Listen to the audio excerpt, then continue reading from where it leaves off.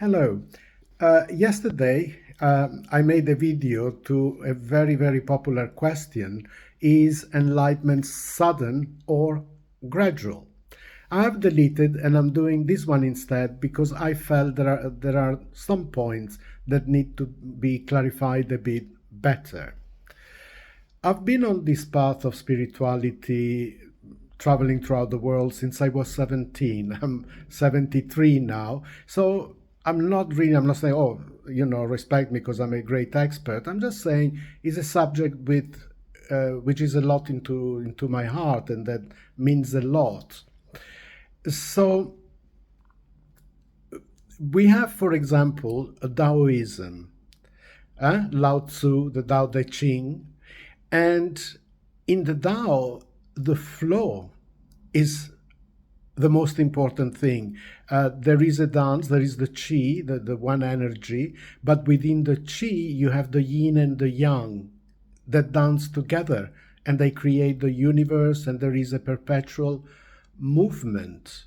So, being able to understand those waves and those flows, it's what it is, a dynamic kind of enlightenment. It is something that is renewed. So you are faced with challenges all the time and you open to it and you go to its depth and you release yourself.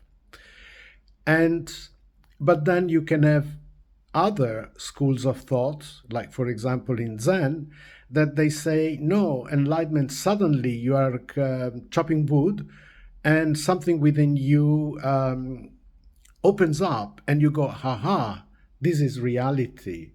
I got it. Um, so it is natural that many people get a bit puzzled. A lot of people these days, they look at different schools and so forth, and then they go, well, which way am I supposed to go? My advice, because I don't have really doctrines, and I'm not trying to convince anyone. I'm only sharing some of my experiences and say, take of it what suits you. So, um, a day or two ago, I saw a beautiful video of Guruji, and he was talking about this very subject. And what he said is sometimes there are some kind of openings that you can call enlightenment, and they feel like they've happened all at once. But let us consider this example. And he said, when you put seeds on the ground, it takes months for those seeds to develop, to grow, and then to open into a beautiful flower. So when I was in Almora in India, there was a beautiful night because what happened, there the rainy season just starts. And I went to bed. There had been no rain for months. And suddenly I heard this amazing rain, very, very pleasant. When I woke up in the morning and I came out of the hut I was in, all the area was filled with flowers, which weren't there before. So you go to bed, there are no flowers, everything is dry. Get up in the morning, everything is in bloom. Very beautiful. So that blooming was sudden.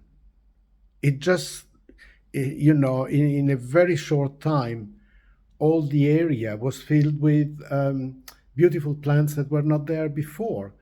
But it was the result of many, many months in which those seeds were silently growing within the earth. So, in this way, one could say that there are many things that are like seeds in us. The way we behave, the way in which we care or don't care, the way in which we take a little time to examine ourselves, to question ourselves. All those things are like the seeds that are under the ground. And then maybe one day, bingo, something opens up and you go, wow, I am not the thoughts, I'm not that which is always changing, but I'm just pure consciousness, just pure being, free. And so there you think, this has happened so suddenly. I was at a talk with a particular teacher and something just clicked. So that is a beautiful example how things can happen. And maybe there are past lives. So it can be as well a result of the work of many lives coming to fruition now. There is also another very important subject that I'll do. We'll look at it more in depth in the coming videos. But there is a very, very important subject which goes a bit this way. Very often, not often, but I've had quite a few times, people come to me and say, oh, are you enlightened? And I don't answer that question because what I see, that becoming should be in harmony with being. So you have an experience that there is something within me, my true nature, which is unchanging, which is kind of constant. And then you think, this vision comes, oh, this is unchanging. This is a permanent state. And one has to be a bit careful, because if you come to that conclusion in an absolute manner, you can sometimes block the fact that change exists within stillness. There is the ocean, and there are waves, though, opening and rising and falling within this ocean. And in a way, you are the ocean, but you are also the waves, which means you have to be willing to change, to examine yourself, to see how you behave. Just for example, there could be a friend who all of a sudden becomes a bit aggressive and a bit odd, and so the first reaction is, oh, I don't want to have anything to do with this person. But there could be a deeper vision or visual, and you understand suddenly this opening that you have had, where you can go deeper into things with a kind of less of an ego, is you see the guy suffering, something is happening, and he doesn't know how to express it, and so that's how he somehow communicates.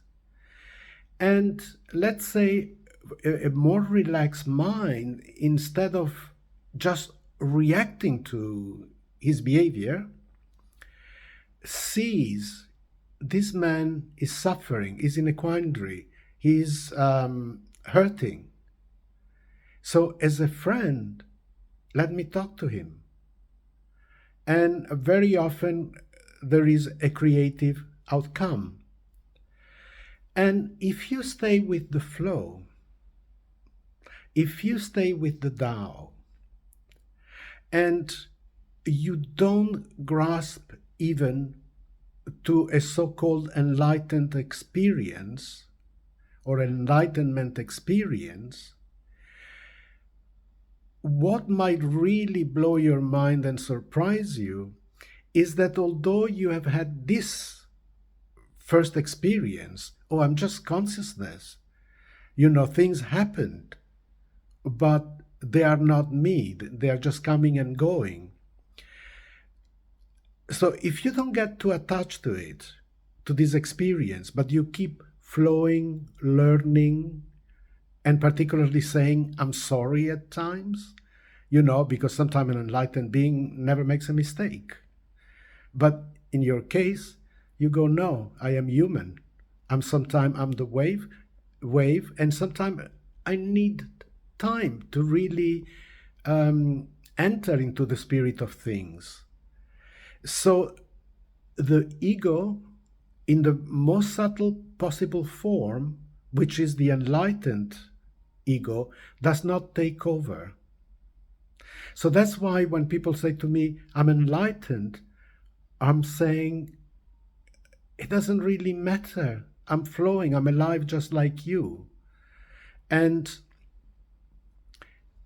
I don't identify with an enlightened I.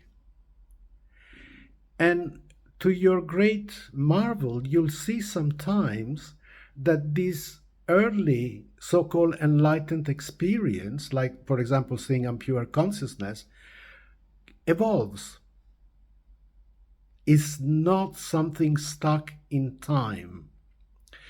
So what it means is that you have had this kind of realization of your true nature, and next you are filled with a never-ending peace and love, sometimes more intense than others, but you beautifully flow in that. And so you can say, yes, when this love occurred, that was sudden. But also it was the result of working on yourself, on keeping openness, in not labeling yourself, oh, I'm enlightened, therefore I don't need to learn anything and I can't go wrong, which I've seen happening quite often.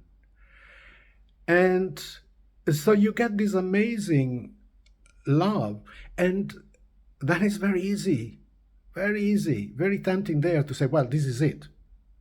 I have achieved it.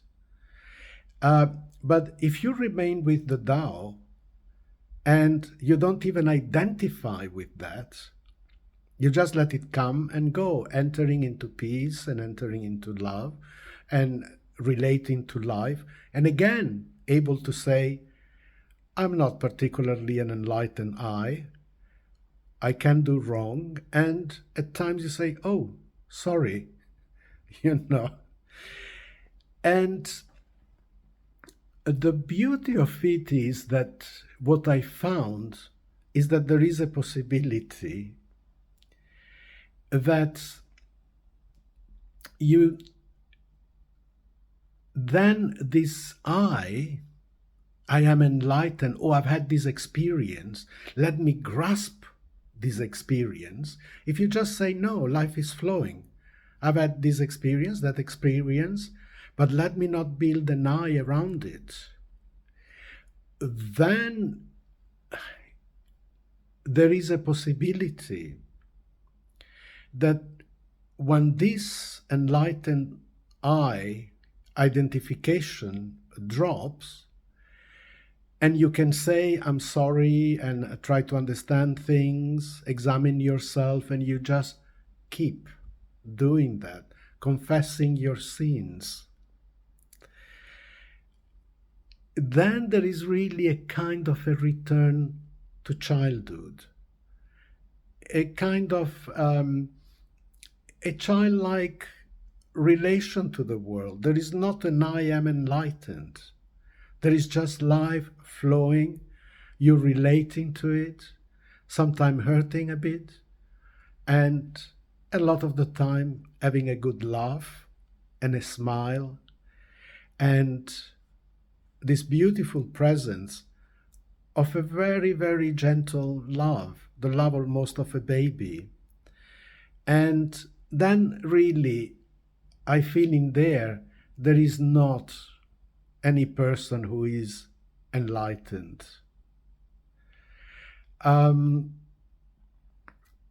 So the flow just goes on. So there is something in there, the love that comes visiting you, there is the peace, which is kind of permanent like, although it can change fluctuations, but it is like permanent like, and things happen within it, but we keep relating with a certain honest humility, learning from it, from this flow, releasing and welcoming new aspects of life coming to visit you. All right. I hope it has been of any help and hope to see you soon. Ciao, ciao.